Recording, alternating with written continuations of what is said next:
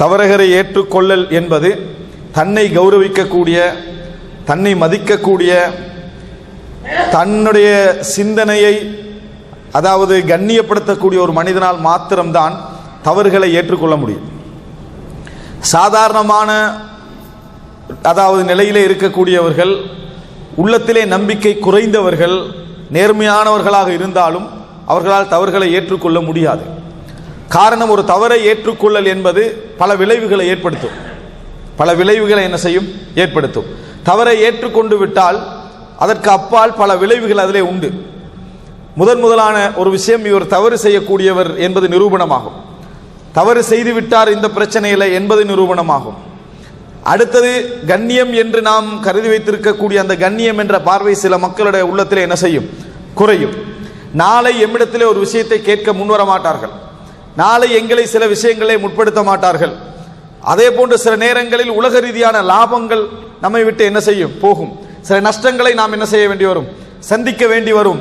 இவைகளெல்லாம் ஃபேஸ் பண்ணுவதற்கு உள்ளத்திலே பெரிய தைரியம் இருக்க வேண்டும், பெரிய ஒரு ஆளுமை இருக்க வேண்டும், பெரிய ஒரு பலம் இருக்க வேண்டும்.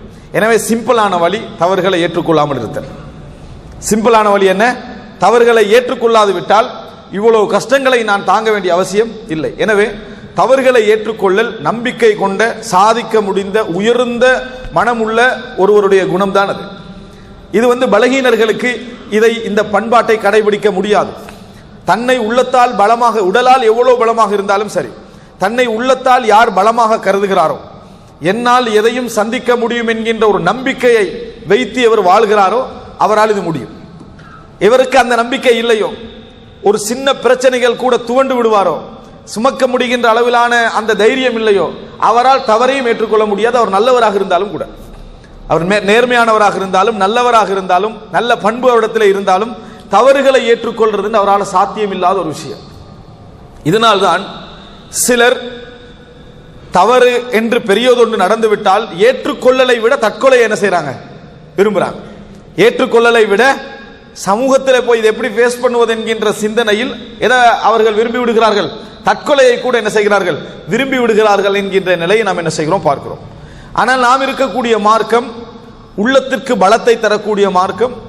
எந்த ஒன்றும் நீ உனது வாழ்வை முடித்துக் கொள்கின்ற அளவிலோ, இந்த உலகத்திலே உன்னை வீழ்த்துகின்ற அளவிலோ இல்லை.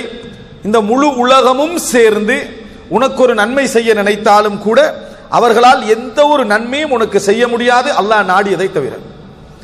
முழு உலகமும் சேர்ந்து உனக்கு ஒரு தீமை செய்ய நினைத்தாலும் அவர்களால் எந்த தீமையும் உனக்கு என்ன செய்ய முடியாது? செய்ய முடியாது, அல்லாஹ் நாடியதை தவிர என்கின்ற நம்பிக்கையை சொல்லக்கூடிய ஒரு தீனிலே இருக்கக்கூடியவர்கள் நிச்சயமாக தவறுகளை ஏற்றுக்கொள்ள பின்வாங்க கூடாது. அப்படிப்பட்ட உள நம்பிக்கை இஸ்லாம் எங்களுக்கு தந்திருக்கிறது. இது முதல் விஷயம். இரண்டாவது, இஸ்லாம் இந்த தவறுகளை ஏற்றுக்கொள்ளல் என்பதை இஅ்திராஃப், குர்ஆனிலும் சுன்னாவிலும் நம்ம பார்க்கிறோம். இந்த வார்த்தையை இஸ்லாம் என்ன சொல்கிறது என்று சொன்னால் இஅ்திராஃப். சப்ர் என்றால் பொறுமை, மஹப்பத் என்றால் நேசம், இது போல தவாது என்றால் பணிவு, இது போன்ற சொற்களை போல இஅ்திராஃப், ஏற்றுக்கொள்ளல் என்ற பண்பாட்டை இஸ்லாம் என்ன செய்கிறது? சொல்கிறது. ஆனால் இந்த ஏற்றுக்கொள்ளல் என்ற பண்பாடு இந்த உலகத்தில் நடக்கின்ற பொழுது அதை சிறப்பாகவும், மறுமையில் நடக்கின்ற பொழுது அதையே இழிவாகவும் இஸ்லாம் சொல்கிறது. மறுமையில் ஏற்றுக்கொள்ளலை இழிவாகவும், இந்த உலகத்தில் ஏற்றுக்கொள்ளலை உயர்வாகவும் இஸ்லாம் சொல்கிறது. காபிர்களை நரகத்திலே போடுகின்ற பொழுது உங்களுக்கு தூதர்மார்கள் வரவில்லையா, உங்களுக்கு எச்சரிக்கவில்லையா, இந்த நரகத்தை பற்றி சொல்லவில்லையா என்று கேட்கிற நேரத்தில் ஆம் வந்தார்கள் என்று அவர்கள் ஏற்றுக்கொள்வார்கள். அவர்களுடைய பாவத்தை அவர்கள் ஏற்றுக்கொண்டார்கள். நரகவாதிகளுக்கு கேடுதான் என்று அல்லாஹு தாலா முடிக்கிறான். அந்த இடத்துல இஅ்திராஃபை, ஏற்றுக்கொள்ளலை அல்லாஹு தாலா என்ன செய்யறான்னு சொன்னால் ஒரு இழிவாக அல்லாஹு தாலா என்ன செய்யறான்? சொல்றான். ஏன்? வேறு வழி இல்லாத நிலையில் நீங்கள் என்ன செய்கிறீங்க? ஏற்றுக்கொண்டு தான் ஆகணும். எல்லா விதமான ஆதாரங்களும் நிரூபிக்கப்பட்ட பின்னால மறுப்பதற்கு எதுவுமே இல்லை. அவ்வளவு வெள்ளிடை மலையாக தருகிற நேரத்தில் நீங்க என்ன, அதாவது அதை ஒரு உயர்ந்த குணமாக இஸ்லாம் சொல்லவில்லை. இதில் நம்ம இரண்டாவது தெரிந்து கொள்ள வேண்டும். இதிலிருந்து நம்ம ஒரு விஷயத்தை புரிந்து கொள்கிறோம். ஏற்றுக்கொண்டே ஆக வேண்டிய கட்டத்தில் ஏற்றுக்கொள்வது என்பது சிறந்த பண்பு கிடையாது. ஏற்றுக்கொண்டே ஆக வேண்டும் என்பது அது ஒரு பண்பு, ஒரு குணம் என்று சொல்லலாம். சிறந்த பண்பாடு, உள்ளத்திலே பலமுள்ளவர்களுடைய பண்பாடு என்பது நிர்பந்தமே இல்லாத நேரத்தில் நீங்களாக மனம் வந்து அந்த தவறை ஏற்றுக்கொண்டு மற்றவர்கள் மீது அந்த தவறு போகாமல் நம்ம சொல்ற அந்த வார்த்தை இருக்கிறதே, அதுதான் மிக சிறந்த பண்பாடு என்பதை நாம் இந்த செய்தியிலிருந்து என்ன செய்கிறோம், புரிந்து கொள்கிறோம். இதையெல்லாம் மனதிலே பதிய வைத்துக் கொண்டு இந்த இஅ்திராஃப், தவறுகளை ஏற்றுக்கொள்ளல் என்பதை நாம் 3 பகுதிகளாக சொல்லலாம். ஒன்று, இறைவனிடத்தில் தவறை ஏற்றுக்கொள்ளல். எல்லா தவறுகளையும் இறைவனிடத்தில் என்ன ஏற்றுக்கொள்ளல். இரண்டாவது, வெளிப்படையாக தெரிகிற நேரத்தில் மக்களிடத்திலே தவறுகளை என்ன செய்யறது, ஏற்றுக்கொள்ளல். வெளிப்படையா தெரிஞ்சா ஏற்றுக்கொள்ளத்தான் வேண்டும் நினைக்க வேண்டாம். வெளிப்படையா தெரிகிற விஷயத்துக்கு வேற விளக்கம் சொல்லலாம்.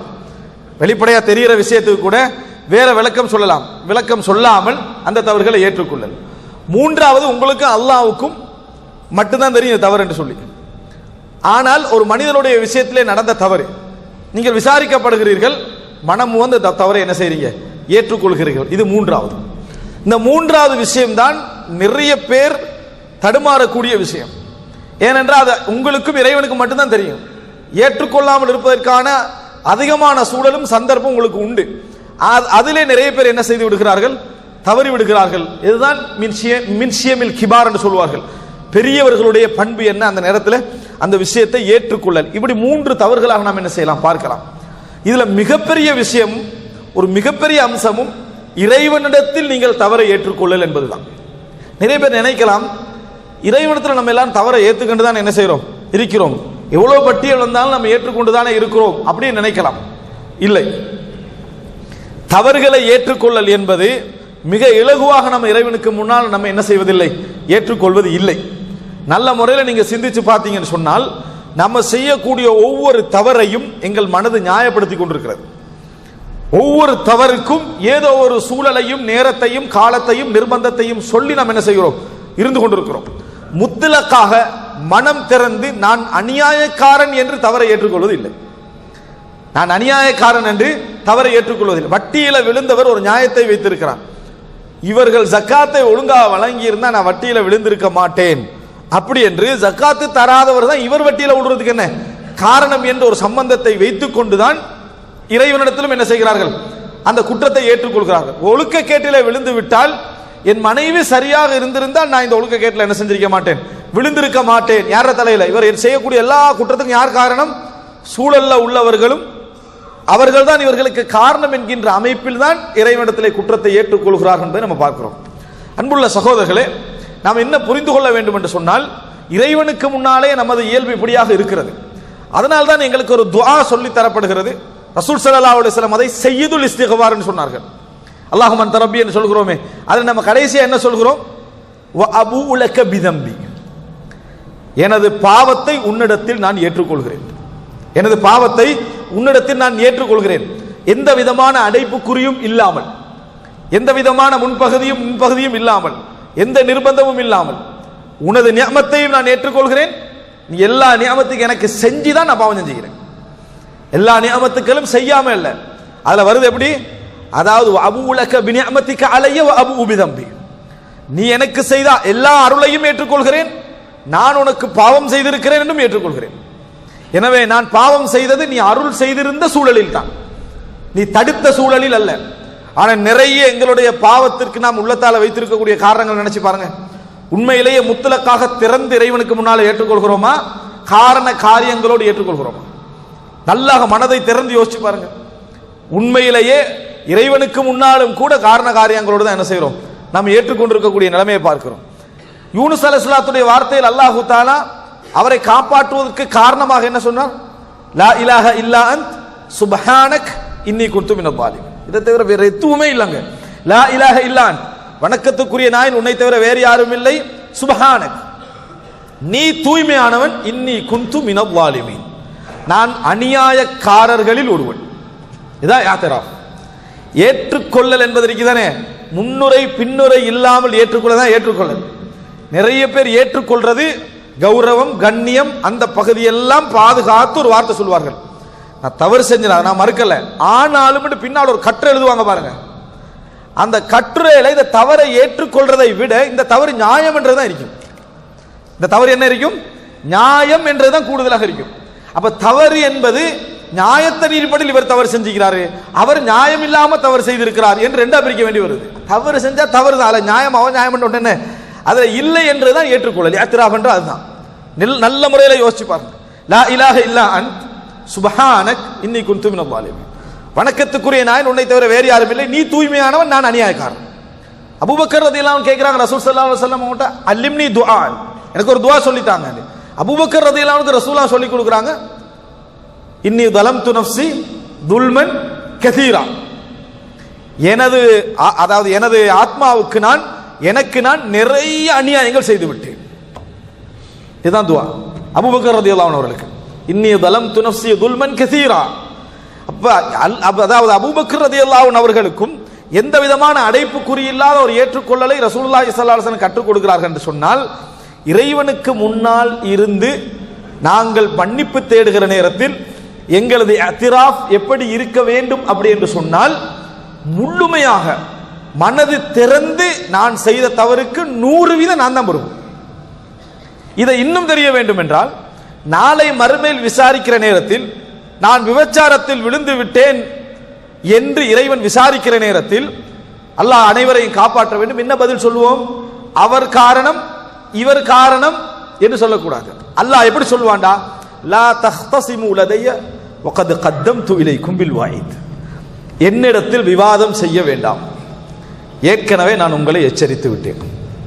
ஏற்கனவே நான் உங்களை எச்சரித்து விட்டேன். விவாதம் எல்லாம் அங்க இல்லை. நீ செய்த தவறுக்கு நீதான் பொறுப்பு, நீ செய்த தவறுக்கு நீதான் பொறுப்பு என்பது. யாரும் அல்லாஹு தஆலா அந்த மாதிரி ஒரு மன்னிப்பு வழங்கணுமாக இருந்தால், இல்லாமன் உக்ரிஹ, இக்ராஹ் நடந்திருக்க வேண்டும், ஆயுத முனையில நடந்திருக்கணும், உண்ட உயிரை நிர்பந்திக்கிற நிலைமை நடந்திருக்கணும். அப்படி இல்லாத விடத்து அது நிர்பந்தமே இல்லை. உனக்கு ஆயுத முனையில நடக்காத விடத்து அல்லது உனக்கு உயிர் போகும் என்ற நிலை இல்லாத நேரத்தில் எதுவுமே என்ன உனக்கு நிர்பந்தம் இல்லை என்பதை நாம் என்ன செய்ய வேண்டும், புரிந்து கொள்ள வேண்டும். இது ஒரு அம்சம் அன்புள்ள சகோதரர்களே.